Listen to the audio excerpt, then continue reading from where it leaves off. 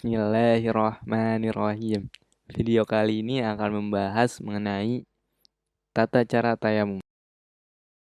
Dan jika kamu sakit atau dalam perjalanan atau kembali dari tempat buang air atau berhubungan badan dengan perempuan, lalu kamu tidak memperoleh air, maka bertayamumlah dengan permukaan bumi yang baik, bersih.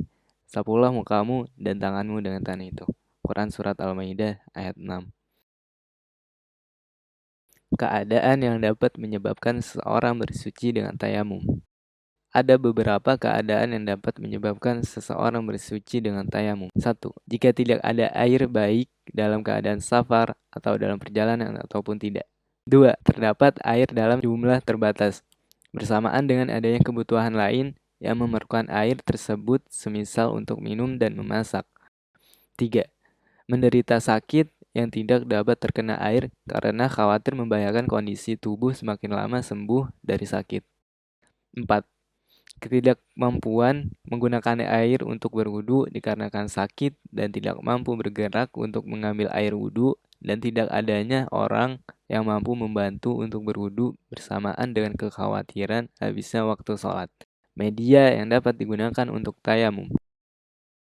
Media yang dapat digunakan untuk bertayamum adalah seluruh permukaan bumi yang bersih, baik itu berupa pasir, bebatuan, tanah yang berair, lembab ataupun kering. Hal ini berdasarkan hadis Nabi Shallallahu Alaihi Wasallam dari sahabat Hudzaifah ibnul Yaman radhiyallahu anhu, dijadikan permukaan bumi seluruhnya bagiku, Nabi Shallallahu Alaihi Wasallam, dan umatku sebagai tempat untuk sujud dan sesuatu yang digunakan untuk bersuci. Tata cara tayamum. Dari Abi Umamah dan Ibni Umar radhiyallahu anhuma bahwa Nabi Shallallahu alaihi wasallam bersabda, tayamum itu terdiri dari dua tepukan. Tepukan pada wajah dan tepukan pada kedua tangan hingga siku. Hadits riwayat Ahmad dan Abu Daud. Dari hadits di atas berikut tata cara tayamum. Disunahkan membaca basmalah sebelum tayamum. Pertama, memukulkan kedua telapak tangan ke permukaan bumi, kemudian meniupnya. Kedua, mengusap wajah. Ketiga, mengulangi memukulkan kedua telapak tangan ke permukaan bumi, kemudian meniupnya. Terakhir, mengusap tangan sampai pergelangan tangan, dimulai dari tangan kanan kemudian tangan kiri. Pembatal tayamum sebagaimana pembatal wudu.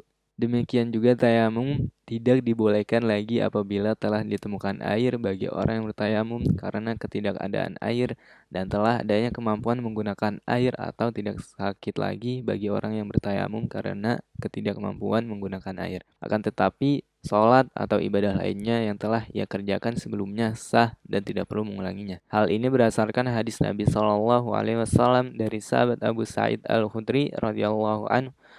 Dua orang lelaki keluar untuk safar. Kemudian tibalah waktu sholat dan tidak ada air di sekitar mereka. Kemudian keduanya bertayamum dengan permukaan bumi yang suci, lalu keduanya sholat. Setelah itu keduanya menemukan air, sedangkan saat itu masih dalam waktu yang dibolehkan sholat yang telah mereka kerjakan tadi.